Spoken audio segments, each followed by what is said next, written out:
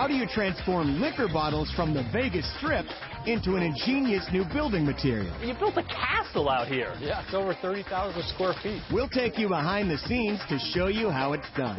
And they claim this is the last drill bit you'll ever need. If you're looking for a bit that can drill through glass, granite, marble, stone, steel, these bits will do that. Amy puts it to the test. Come on, I laid on that thing. And we'll take you inside California's world-famous Sausalito floating homes. This is unbelievable. Where they take ocean view to the extreme.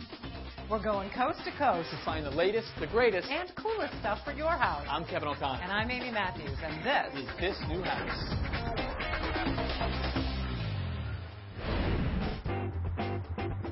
Here in Vegas, people do things big, but Cindy and Scott do things really big. They make manufactured stone for a living. Boy, you guys have really got a flair for the dramatic, huh? Yeah. Got to keep on pushing it. This is the showroom. This is our showroom. Yeah. And what a showroom. A huge winding staircase, a working fountain, and lots of fireplaces. They're all made of what looks like limestone or marble, but they're actually cast out of something called glass fiber reinforced cement. And so on the outside, you can kind of see the look of real stone. And all the intricate color. Right, and then on the back, you can see the frame, and it's kind of hollow. Yeah, as you can see, we've actually incorporated 3 different colors. So you see the whites and the grays and the different shadows of brown. It creates this very unique old world look. And actually, this is a molding that goes through an archway. So this part right here is on one side, and this goes through to the other side with another molding. They make it sound so easy, and when you think about it, concrete has been around for thousands of years. The Pantheon and Colosseum were made of it. But what is this stuff? Well, concrete is primarily made of 2 things: filler or aggregate, which is usually silica sand, and something that makes it stick together: cement.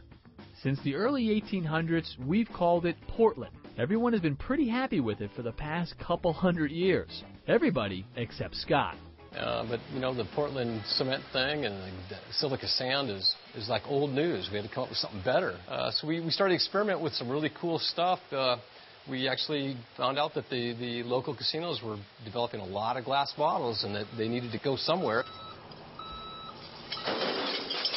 We started to gather the glass bottles to create the sand that you see here is the silica. So you're going to mess with success here? I mean, it was good enough for the Greeks and the Romans. It's not good enough for you? Nothing's good enough for you. Yeah, nothing. And he uses another recycled material, fly ash, which is a byproduct from burning coal as the cement. The results are stunning. They call it greenstone. It has an intricate coloring effect to create a very old look. Right now the ash is in the taupey brown color that you see. It's working great. It's same principles as before, just different materials. For 20 years, these guys have got a comfortable business making familiar things. Lightweight concrete fireplace mantles, railings, but that's not good enough for them. They've got to reinvent concrete so it's made out of ash and glass. And to show it off, they got to build a castle. That's right. Even the factory itself is part of the showroom. The entire facade is made of greenstone. I mean, look, this thing is absolutely massive. Yeah, it's over 30,000 square feet. This is kind of represents that it absolutely can be done. It can be done on a very large scale. We utilized about 500,000 beer bottles from the Las Vegas Strip, which equated to about 290,000 pounds of crushed aggregate. A lot of beer bottles. A lot of beer bottles. Yeah, I think I actually seen a Corona bottle. Yeah, right here. I feel woozy just looking at the building. Scott wasn't just interested in making the place look good. He's engineered the stone to be pretty high-tech, too. To keep the weight down and give them an insulated value, we produced it only about 1/4 to 3/8 thick of the greenstone, and then we backfilled it with a polyurethane foam, giving it about an R10 insulation value. Can I feel the weight? Sure. I bet you it floats. Yeah. Your castle probably floats. Yeah, yeah. It took 20 dumpster loads of glass bottles to make the 30,000 square foot facade. 20! A weekend on the Strip. Just a weekend on the Strip? Just a weekend on the Strip. You have redefined a weekend in Las Vegas. Yep. Coming up, we'll show you how they transform these empties into a work of art. You put it in by hand. Yes. Plus, Amy's got an amazingly simple way for you to save money. It's as easy as that. And we'll take you inside one of the country's most unique communities. Not to mention all of the houses closed. How many millions of pounds of glass do casinos in Las Vegas produce annually? 16 million, 26 million, or 36 million?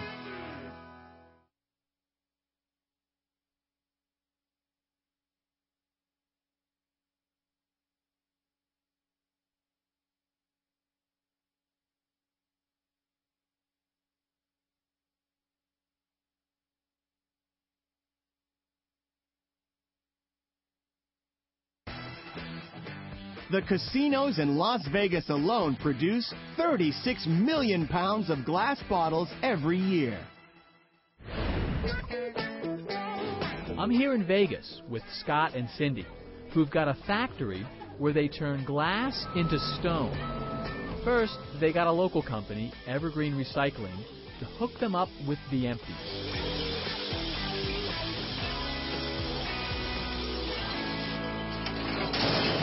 And Scott and I got to work filling the hopper of his bottle truck. There you go. Yeah, now you can start to hear it crushing. The first sound of your castle being made. Yeah. Now, Scott admits there was some trial and error involved in getting the mix just right. This is new territory. There's not many concrete folks out there using glass as the aggregate or fly ash as their cement. And so it took a while to figure out the right proportions. But Scott boned up on his chemistry and came out with just the right recipe. One he has no intention of sharing with me. You're a pretty smart artist. Well, yeah, it's what you got to do to make it happen, right? It was a welcome challenge, trying to find a use for something that was making its way to the landfill. Makes you feel better about yourself every day. All right. Yeah, that's kind of taking something very ugly and making it beautiful. Well, here's your factory, huh? He took me inside to see just how these empties get their makeover. And are we looking at raw ingredients here? Yeah, this here would be the ash that they're actually using. So fly ash, this is the stuff that comes from coal plants. Yes, it is. Yep. This is what you use instead of Portland cement. Uh-huh. Yep, this is very, very fine. And then here's your glass. Yep. This just came out of the crusher. It's all cleaned up and ready to go. And this is sort of your sand aggregate. Yes. Yep. Once you've got the formula right, the process is pretty straightforward. Load the glass aggregate and the fly ash cement, along with some secret ingredients for pigment, into a mixer with plain old water. We utilize a Hobart kitchen mixer, which works really, really well for blending the cement. It really is a kitchen mixer. Yes, it is. Yep. We're looking at a mold. This is going to be a mantle surround over a firebox. That's right. As you can see, this bowl's out, and now it goes to work.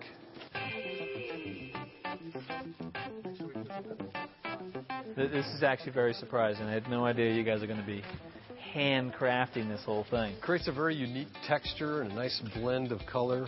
And these guys are really working fast, and there's 6 of them. That's because the cement was set very fast. They've got approximately 15 minutes to get it into the mold before it starts to harden.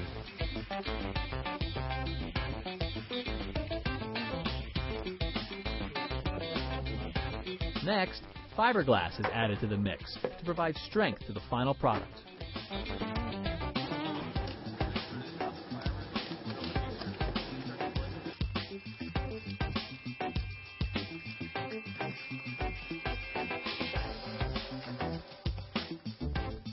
This process is very surprising. They call it cast concrete, which brings to mind images of concrete being poured into forms.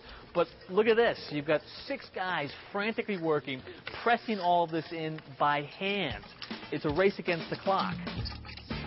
And when they win that race, about 15 minutes later, they pop it out of the mold, and the results are fantastic.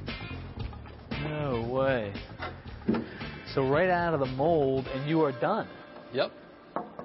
Rock solid, very ornate. And what do you think? A couple hours worth of beer bottles on the casino? Yeah. Yep. Yeah. Not bad for a guy in the concrete business who's really an artist. You reinvent concrete, you build a castle. What are you going to think of next? You're not saying, are you? No. Coming up, need an extra set of hands around the house? And with that foot clamp, you get that 2,000 pounds of pressure, and it's not going anywhere. Plus, how to drill through wood, stone, and steel with one strong bit.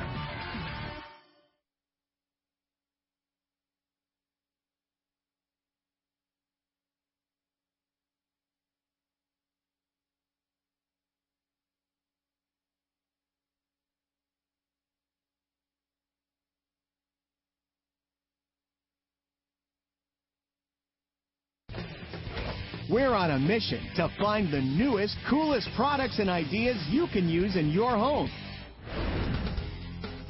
A lot of us have cold storage space up in our attic. It's great and useful, but it's an unconditioned space. And we spend all the time insulating the rest of our house to keep that hot air in, where when we've got an opening for the attic, it's kind of like having an open window on your ceiling. And that means all your hot air is going up, up, and away. Well, to keep all that heat out of up here and down where you really want it, check this out. It is your new attic tent. Now, it looks pretty simple. It's a 3.2 R value for insulation. It reduces almost 70% of the air loss and transfer from your hot, warm living space up into here. It installs easily with staples, and you attach it to the existing rough opening of your attic entrance. Stapling every few inches.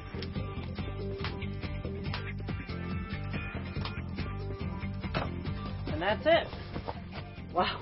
Just opening it, I can feel all that hot air from the living space below coming up into the attic. And now it's going to stay where you want it. It's as easy as that.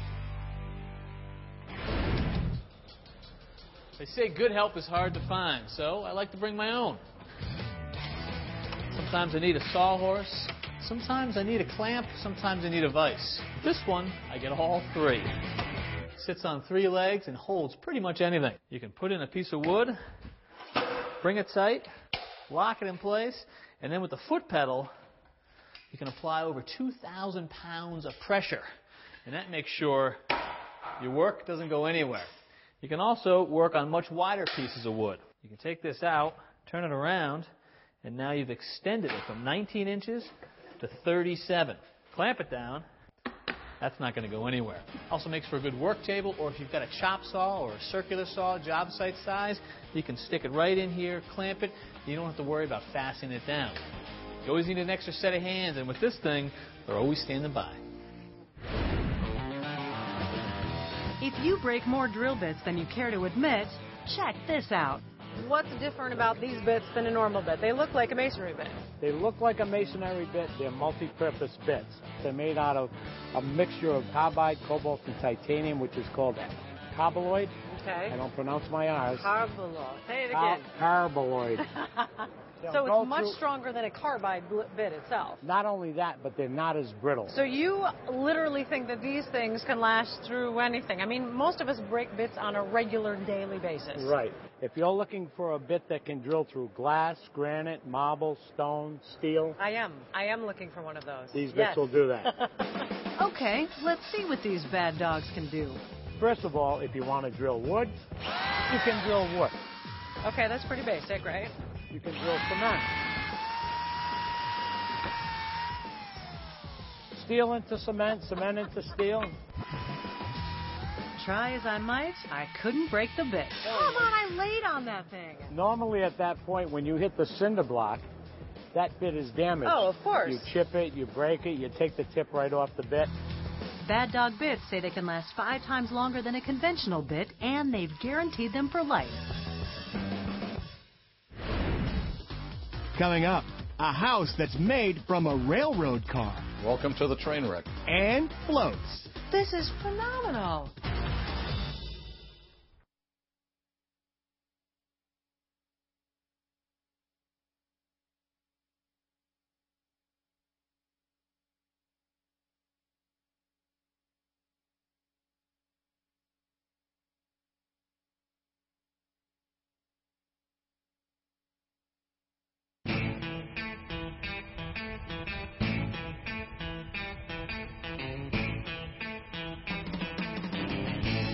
This is Sausalito, home to the world-famous Sausalito Floating Homes. It's one of the most unique communities in the entire country, not to mention all of the houses float.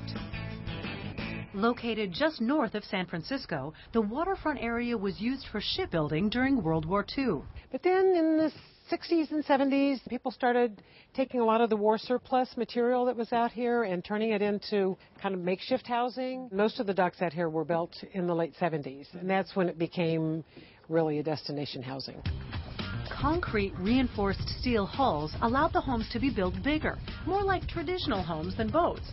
Because the concrete hulls are hollow, like empty swimming pools, they displace more than their weight in water, which allows them to float and balance the structures they carry. Their flat bottoms keep them absolutely stable in the water. They go up and down with the tide, With correct? the tide, up and down twice a day. Wow. What type of person is drawn to this lifestyle? It's people who want a way to participate in nature and be a part of a community, and people who want to be a part of something that's a little bigger than they are. I'm ready to come aboard and take a look inside. Welcome aboard the Arc de Triomphe. Arc de Triomphe. Well, I like Paris, so this is fitting. Yeah. This boat is a little different right off the bat because it's one of the few, I think there's only 7 in the whole community, where it was actually a boat. There were actually 2 boats that were jammed together. Okay. And you can see a line on the floor where they put them together and built a house. You can see the beam up above also where they just jammed these roofs together.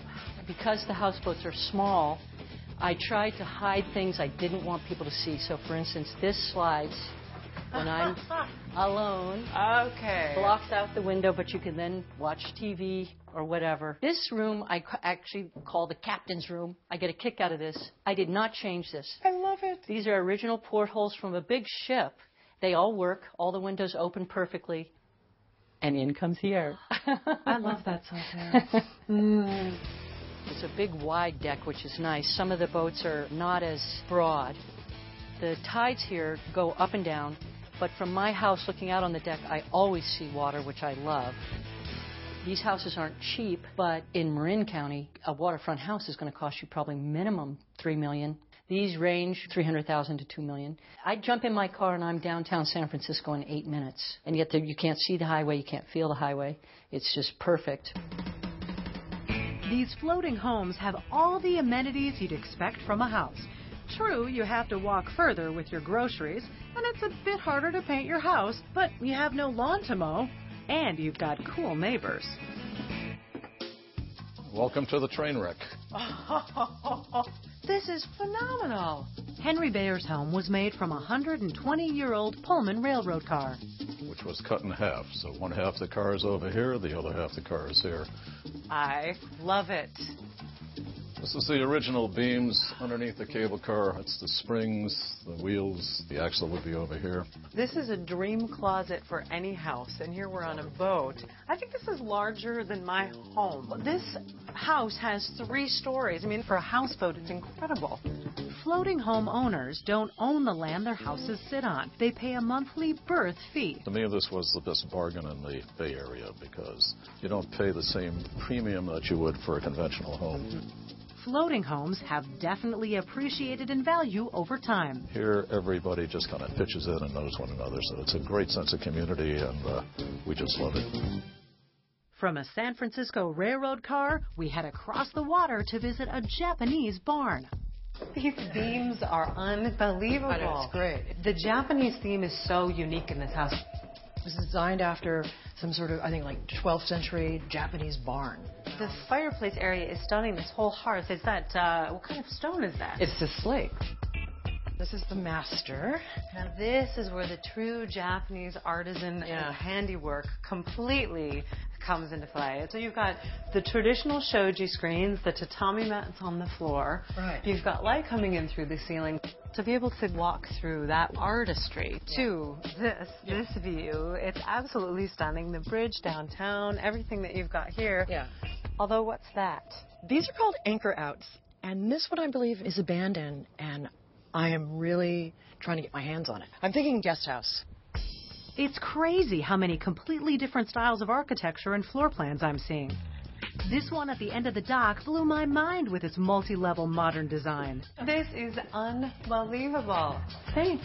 The materials help enhance this gorgeous reflection that you get of all of the water just rippling on the ceiling. I mean, you are not going to get that in a normal home. No, we don't have to turn the lights on here in the day because the light it does reflect up there and then it comes on back down into the house. Oh, it's just beautiful. And the whole space is just absolutely bathed with light with the setting sun. It is phenomenal. In many of these homes, the bedroom is on the bottom floor at sea level. It just keeps getting better. I know. Oh my gosh, beautiful job. It's like everybody's favorite room in the house. It's amazing how high the water level is right outside that window. How does that feel? You're kind of living underwater in your bedroom? That's what it feels like. Yeah, the first night we slept in here was a little scary, but you were used to it now. Oh wow. This was probably the room that drew us to the house the most, because just the 360 view, you can see the city in the distance, the Bay Bridge, Alcatraz. Sausalito floating homes are unlike any community in America. After 60 years of floating on the harbor, these concrete reinforced steel hulls hold some highly prized homes.